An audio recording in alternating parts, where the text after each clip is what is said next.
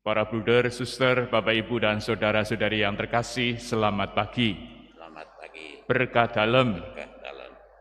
Pada hari ini, tanggal 3 Desember, kita semua memperingati Santo Fransiskus Xaverius, seorang imam dan pelindung misi.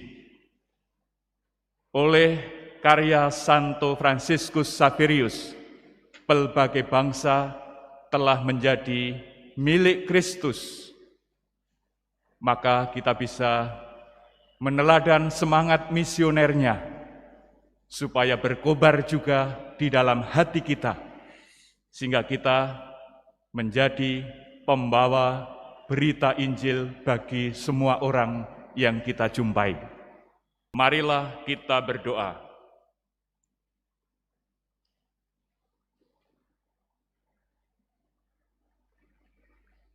Allah Bapa sumber keselamatan, oleh pewartaan Santo Fransiskus Xaverius, banyak bangsa semakin mengenal-Mu. Kobarkanlah hati umat beriman dengan semangat iman yang kudus, orang kudus-Mu ini, dan gembirakanlah gereja kudus dengan tunas-tunas yang tumbuh subur di mana-mana. Dengan pengantaran Yesus Kristus Putra-Mu Tuhan kami, yang bersama dengan Dikau dalam persatuan Roh Kudus, hidup dan berkuasa Allah sepanjang segala masa. Amin. Pembacaan dari surat pertama Rasul Paulus kepada jemaat di Korintus. Saudara-saudara, jika aku memberitakan Injil, aku tidak mempunyai alasan untuk memegahkan diri. Sebab itu adalah keharusan bagiku. Celakalah aku jika tidak memberitakan Injil, seandainya aku melakukan pemberitaan itu atas kehendakku sendiri. Memang aku berhak menerima upah, tetapi karena aku melakukannya bukan atas kehendakku sendiri, pemberitaan itu merupakan tugas yang ditangguhkan Allah kepadaku. Kalau demikian, apakah upahku? Upahku ialah bahwa aku boleh memberitakan Injil tanpa imbalan, dan bahwa aku tidak menuntut hakku sebagai pemberita Injil. Sesungguhnya, aku bukan hamba siapapun. Meskipun begitu, aku menjadikan diriku hamba semua orang, supaya aku boleh memenangkan sebanyak mungkin orang. Bagi orang-orang yang lemah, aku menjadi seperti orang yang lemah, supaya aku dapat menyelamatkan mereka yang lemah. Bagi semua orang, aku telah menjadi segala-galanya, supaya sedapat mungkin aku memenangkan beberapa orang dari antara mereka. Segala sesuatu ini aku lakukan karena Injil, supaya aku mendapat bagian di dalamnya. Demikianlah sabda Tuhan. Pergilah ke seluruh dunia dan wartakanlah Injil. Pergilah ke seluruh dunia dan wartakanlah Injil. Pujilah Tuhan, hai segala bangsa. Megahkanlah Dia, hai segala suku bangsa. Pergilah ke seluruh dunia dan wartakanlah Injil. Sebab kasih-Nya hebat atas kita, dan kesetiaan Tuhan untuk selama-lamanya. Pergilah ke seluruh dunia dan wartakanlah Injil. Haleluya, haleluya, Haleluya. Haleluya. Pergilah dan jadikanlah semua bangsa muridku. Aku menyertai kamu senantiasa sampai akhir zaman. Haleluya. Haleluya. Tuhan bersamamu. Dan bersama roh, Inilah Injil Yesus Kristus menurut Markus. dimuliakanlah Tuhan. Pada suatu hari, Yesus yang telah bangkit dari antara orang mati, menampakkan diri kepada ke-11 murid dan berkata kepada mereka, "Pergilah ke seluruh dunia, beritakanlah Injil kepada segala makhluk. Siapa yang percaya dan dibaptis akan diselamatkan. Tetapi siapa yang tidak percaya akan dihukum. Tanda-tanda ini akan menyertai orang-orang yang percaya. Mereka akan mengusir setan-setan demi namaku. Mereka akan berbicara dalam bahasa-bahasa yang baru bagi mereka. Mereka akan memegang ular, dan sekalipun minum racun maut, mereka tidak akan mendapat celaka. Mereka akan meletakkan tangannya atas orang sakit, dan orang itu akan sembuh. Sesudah berbicara demikian kepada mereka, terangkatlah Tuhan Yesus ke surga, lalu duduk di sebelah kanan Allah. Maka pergilah para murid memberitakan Injil ke segala penjuru, dan Tuhan turut bekerja dan meneguhkan firman itu dengan tanda-tanda yang menyertainya. Demikianlah Injil Tuhan. Terpujilah Kristus.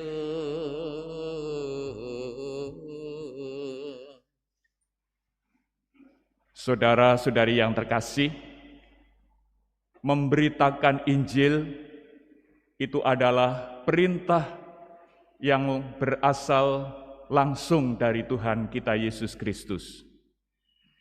Maka memberitakan Injil itu adalah perintah ilahi, bukan sekedar perintah dari gereja. Dan perintah ini ditujukan kepada semua orang tanpa kecuali, termasuk kepada kita semua yang sudah dibaptis. Dan karena perintah ini dari Tuhan Yesus dan disebut perintah, maka hukumnya itu adalah wajib.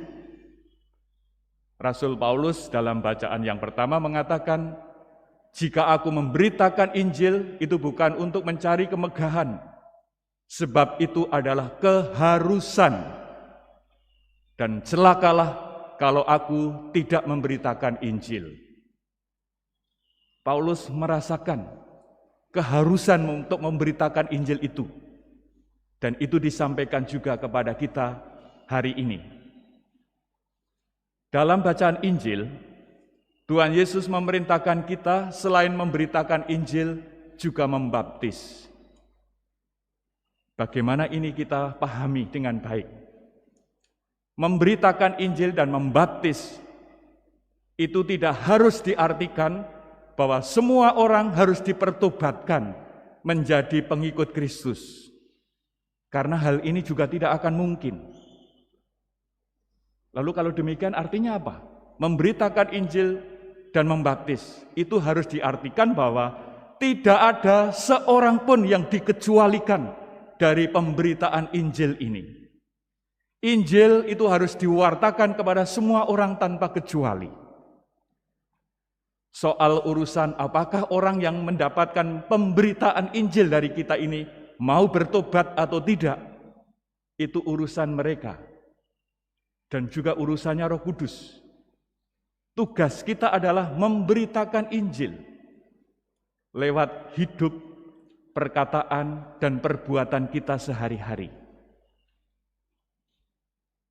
Kita ditugaskan oleh Yesus untuk menjadi garam dan terang bagi dunia. Itu juga istilah lain dari memberitakan Injil. Lewat hidup dan kesaksian kita sehari-hari, kita masuk dalam kehidupan bersama dengan banyak orang. Entah kita lewat pekerjaan, lewat hidup bertetangga, lewat pergaulan sehari-hari. Kita sebagai orang Katolik, hendaklah menampilkan hidup kita sebagai orang Katolik di tengah-tengah mereka. Dan dengan cara itulah kita menjadi pemberita Injil kepada mereka lewat hidup dan perbuatan-perbuatan kita sehari-hari. Hari ini kita merayakan pesta Santo Fransiskus Xaverius. Hendaklah Santo Fransiskus Xaverius ini menjadi teladan bagi kita dalam memberitakan Injil. Fransiskus Xaverius ini menjadi Injil yang hidup bagi kita. Hidup dan pelayanannya itu sungguh dibaktikan untuk mewartakan Kristus kepada siapa saja. Dia menjelajahi benua Eropa dan Asia hingga sampai ke Ternate di Maluku untuk memberitakan Injil itu. Bagi dia memberitakan Injil itu sebuah keharusan. Dan itu ditempuh dengan perjalanan yang begitu panjang. Dan itu tidak hanya soal omong saja, tetapi lewat keteladanan hidupnya. Nah, mari kita berefleksi dalam pesta ini, apakah hidup kita ini sungguh menjadi Injil-Injil yang hidup bagi sesama di dalam hidup kita sehari-hari.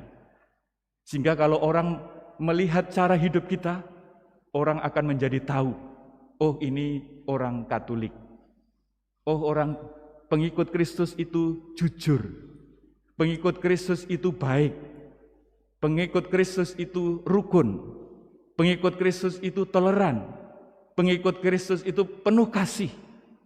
Kalau tanda-tanda seperti ini dirasakan oleh orang lain, itu namanya kita menjadi Injil yang hidup. Karena Injil itu artinya kabar gembira. Injil itu bukan buku, tetapi artinya kabar gembira. Di mana-mana kita hidup, kita memberi kegembiraan bagi orang lain. Semoga Santo Fransiskus menjadi teladan agar kita menjadi kabar gembira bagi siapapun yang kita jumpai. Kemuliaan kepada Bapa dan Putra dan Roh Kudus, seperti pada permulaan, sekarang, selalu, dan sepanjang segala abad. Amin. Marilah kita berdoa. Allah Bapa yang Maha Pengasih, semangat cinta kasih telah Kau kobarkan dalam hati Santo Fransiskus, sehingga ia gigih dan bertekun menyelamatkan jiwa-jiwa. Semoga misteri iman yang kami rayakan menyalakan kasih rasuli itu dalam hati kami untuk menghayati panggilan misioner secara pantas, dan bersama Dia kami boleh menikmati buah-buah yang dijanjikan kepada para pekerja yang baik dengan pengantaraan Kristus Tuhan kami.